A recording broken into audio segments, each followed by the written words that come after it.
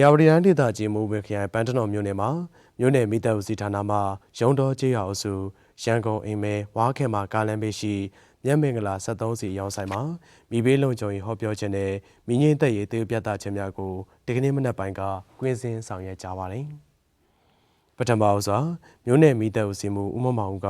73စီဆိုင်ရှိဝန်ထမ်းများကိုမိဘေးလုံခြုံရေးနဲ့ပတ်သက်ပြီးအသိပညာပေးခြင်းများဟောပြောခြင်းမိလောင်မှုဖြစ်ပွားလာပါက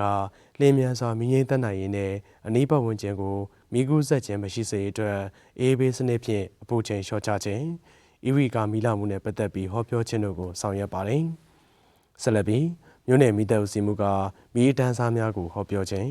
မိသက်စေဖို့အသုံးပြုနည်းများကိုရှင်းလင်းပြသခြင်းများဆောင်ရွက်ခဲ့က DCP မိသက်စေဖို့အသုံးပြုပြီးလက်တွေ့မိငိမ့်သက်ခြင်းဖုန်းစေးအသုံးပြုပြီးလက်တွေ့မိငိမ့်သက်ခြင်းနဲ့မိသက်ရင်များဖြင့်ရေပြန်းပတ်ခြင်းများဆောင်ရွက်ကမိဘေးတတိပေလက်ကမ်းစာဆောင်များဖြန့်ဝေကြပါတယ်